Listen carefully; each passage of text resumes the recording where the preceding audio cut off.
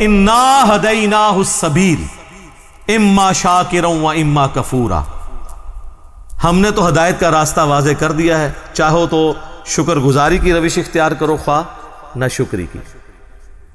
اچھا، لیکن اس سے یہ بات نہ سمجھ لیجئے گا کہ اللہ کو کوئی پرواہ نہیں ہے، ٹھیک ہے وہ گناہ گاروں کو بھی بخش دے گا، مجرمین کو بھی بخش دے گا، اور نیکوکاروں کو تو اس نے بخشنا ہے۔ نہ، اس طرح نہیں ہے۔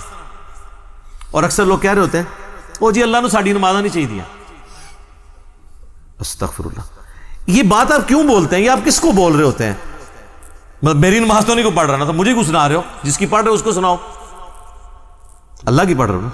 تو اللہ نے کب کہا ہے کہ مجھے تیری نمازیں چاہیے؟ کہیں کہا ہے؟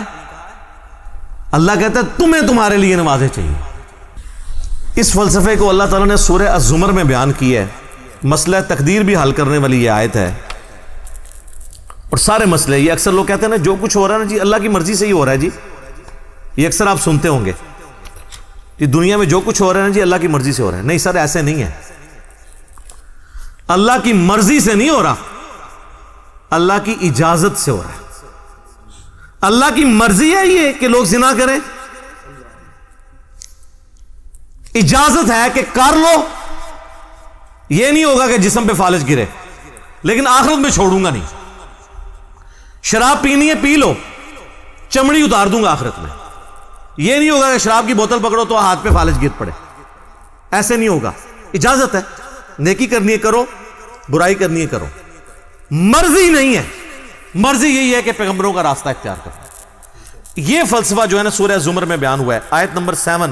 سر یہ 7 نمبر آیت تو آپ سارے اپنے قریبی لوگوں کو سنائیں، اپنے آفیسز میں سنائیں، اپنے دوستوں کو، گھر والوں کو۔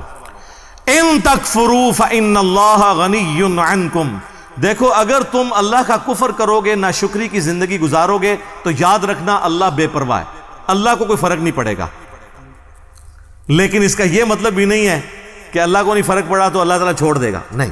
وَلَا يَرْضَى لِعِبَادِهِ الْكُفْرِ، لیکن میں کبھی راضی نہیں ہوں اس بات پہ کہ کوئی میری ناشکری کرے، میری نافرمانی کرے، میرا کفر کرے۔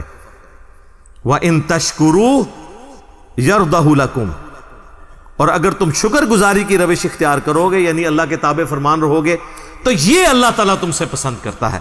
وَلَا تَزِرُ وَازِرَةٌ وِزْرَ أُخْرَى، کوئی جان دوسری جان کا بوجھ نہیں اٹھائے گی، ہر شخص نے اپنے اعمال کا جواب دہ خود ہونا ہے۔ ثُمَّ إِلَىٰ رَبِّكُمْ مَرْجِعُكُمْ، اس کے بعد تمہیں لوٹ کر تمہارے رب کی طرف جانا ہے۔ فَيُنَبِّئُكُمْ بِمَا كُنْتُمْ تَعْمَلُونَ، پھر وہ تمہیں خبر دے دے گا جو کچھ تم دنیا میں اعمال کیا کرتے تھے۔ إِنَّهُ عَلِيمٌ بِذَاتِ الصُّدُورِ، بے شک وہ تو سینوں کے چھپے ہوئے رازوں کو بھی جاننے والا ہے۔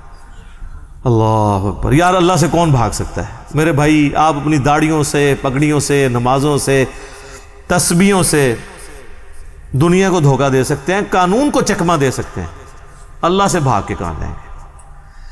اللہ تو اتنا باریک بین ہے کہ جن لوگوں کی نماز، حج، زکوٰۃ بھی لکھے ہوں گے نا قیامت والے دن، فرشتوں نے نیکیوں کے ڈھیر لگائے ہوں گے، اللہ 0 سے ملٹیپلائی کر دے گا۔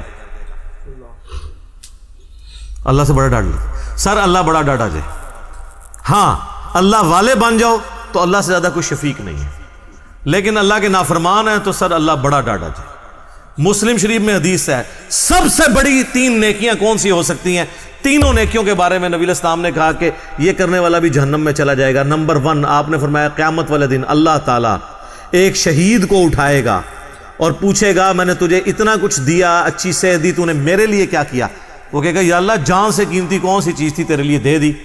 تو اللہ تعالیٰ فرمائے گا تو نے جان اس لیے دی کہ لوگ تجھے بہادر کہیں، تو دنیا نے تیری بڑی تعریف کی، تو دنیا سے اپنا اجر لے چکا ہے، میرے ہاں کوئی اجر نہیں، اوندھا منہ کر کے جہنم میں۔ فرشتوں نے اسے شہید لکھا ہوا ہے، اللہ نے کہا نو، آپ اپنی نیکیوں سے فرشتوں کو بھی دھوکہ دے سکتے ہیں، فرشتے تو ظاہری مال کو لکھیں گے، ہاں جی تو یہ حساب کتاب تو بس اس خانہ پوری ہے، اصل میں تو اللہ تعالیٰ خود حساب کرنے والا ہے۔ اللہم حاسبنی حسابا یسیرا، آمین۔